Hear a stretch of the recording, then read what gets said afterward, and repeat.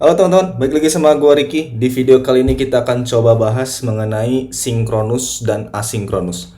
Apa itu perbedaan dari mereka berdua, terus juga nanti kapan digunainnya antara sinkronus dan asinkronus gitu ya.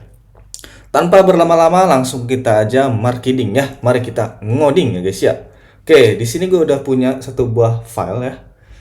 Filenya itu file intro.js JavaScript, terus nanti gue akan coba execute ini pakai Node.js.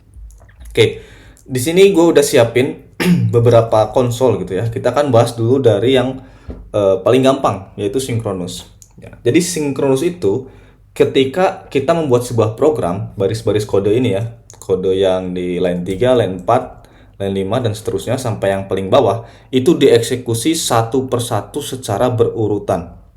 Jadi satu waktu, satu eksekusi, satu waktu, satu eksekusi.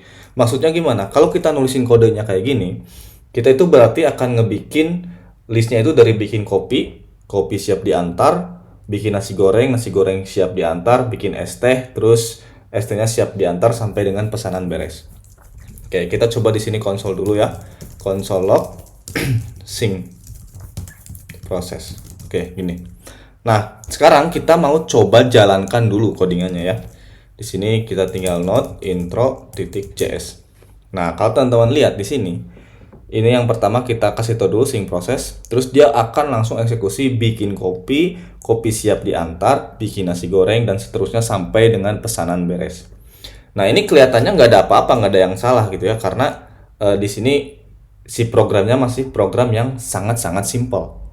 Nah, sekarang kalau misalkan di real world gitu ya, kita ambil contoh, kita ke restoran atau ke cafe, kita dikasih menu terus kita pesan.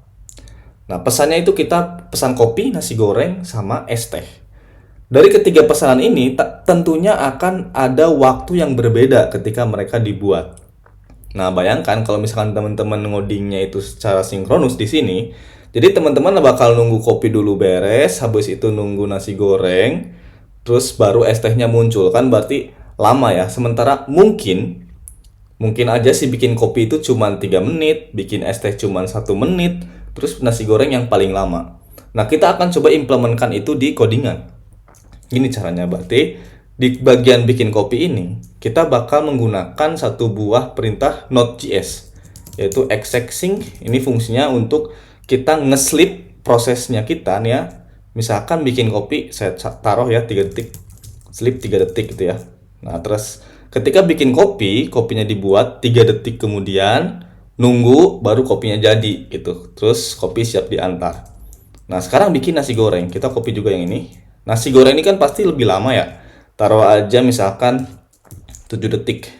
Nasi gorengnya siap. Bikin lagi si es teh. Es teh itu sebentar. Taruhlah misalkan 1 detik. Es tehnya siap. Nah, ini berarti kita bikin secara sinkronus. Bikin kopi nunggu 3 detik. Bikin nasi goreng nunggu 7 detik. Bikin es teh nunggu 1 detik. Baru pesanan beres. Nah, sekarang kalau kita jalankan codingannya, intro, nah lihat, nunggu dulu nih karena prosesnya sinkronus. Kopi beres, kita nunggu nasi goreng 7 detik, lama kan? Tunggu dulu sampai beres 7 detik, habis itu baru es teh baru dianterin. Nah, ini tuh namanya proses sinkronus. Jadi blocking, saling tunggu menunggu satu sama lain. Jadi yang si kopi ini nunggu dulu 3 detik, terus si nasi goreng nunggu dulu 7 detik, si es teh atau si bagian es tehnya nunggu dulu 1 detik. Kalau kita menggunakan sinkronus proses. Ya.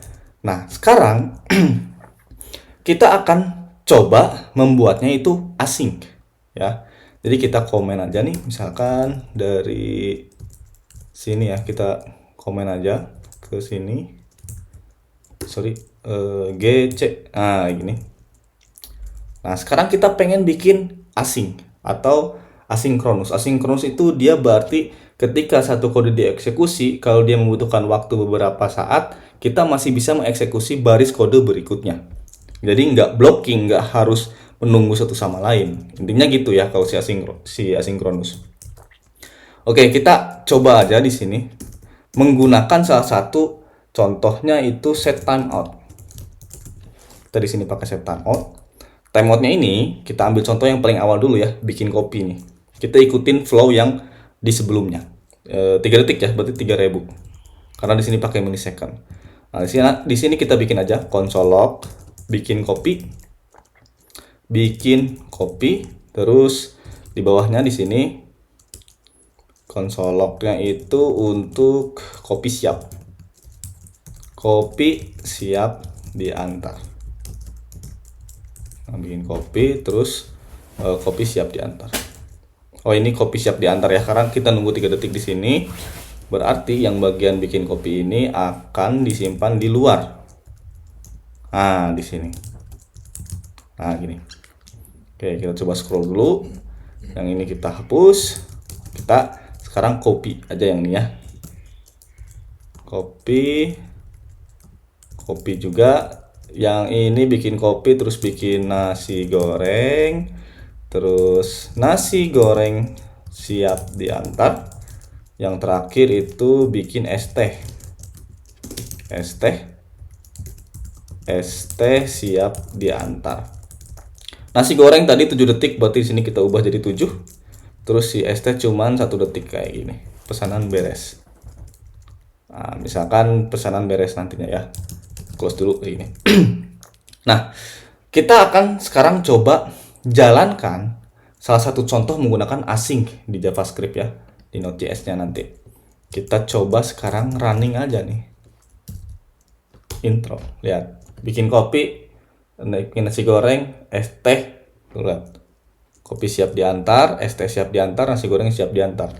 Dari sini kita bisa ngelihat kalau urutannya itu berbeda sama yang tadi ketika kita menggunakan sinkronus. Di sini ketika kita bikin kopi, bikin nasi goreng, bikin es teh, semua kan bareng dari menunya nih. Request bikin kopi, nasi goreng, es teh. Nah, tapi yang beres duluan itu si es teh. Kenapa? Karena es teh itu dia itu cuma 1 detik nih lama ngebikinnya gitu. Makanya dia datang duluan atau siap duluan. Habis si es teh baru si kopi. Habis si kopi baru si nasi goreng. Jadi kita enggak ngeeksekusi berdasarkan urutannya, melainkan berdasarkan berapa lama proses yang dibutuhkan sama si masing-masing programnya gitu, masing-masing kodenya. Karena bikin kopi cuman 3 detik, dia berarti di urutan yang kedua nih. Kopinya siap di urutan kedua, sementara es teh di urutan pertama. Kenapa? Karena cuman 1 detik. Nah, ini perbedaannya antara sinkronus dan asinkronus. Jadi asinkronus itu dia akan mengeksekusi kode ini, terus dia nunggu, dia jalan langsung, nggak harus nunggu gitu maksudnya. Dia eksekusi kode ini, dia eksekusi kode ini. Nanti paling cepat yang mana yang beres? Paling cepat yang pertama yang es teh, yang kedua bikin kopi, yang terakhir nasi goreng. Itulah kenapa di sini urutannya beda sama yang sinkronus awal. Gitu ya. Nah, terus keuntungannya pakai asinkronus ini apa? Nah, pakai asinkronus ini nanti akan sangat digunakan, bakal teman-teman sering temuin ketika teman-teman udah mulai integrasi ke third party API. Contohnya teman-teman minta data ke payment gateway, ke Sendit, misalkan ke Mitrans. Terus teman-teman minta data lagi ke luar untuk data-data booking apa gitu misalkan. Nah, itu menggunakan asinkronus. Karena kalau kita menggunakan sinkronus, kita itu nunggu bisa lama gitu ya. Bisa mungkin servernya mereka nggak ngerespon, kita nunggu terus, nanti tiba-tiba time out dan lain-lain gitu ya. Nah, itu jangka panjangnya dari belajar asinkronus ini. Nah, ini merupakan sampel yang awal-awal dulu ya, karena habis ini gue mau rencananya bikin mengenai si promise-nya dulu. Habis promise baru mungkin nanti ke async await gitu ya di si JavaScript-nya. Oke, segitu dulu video kali ini, mudah-mudahan bisa bermanfaat. Stay tune terus, salam programmer best friend.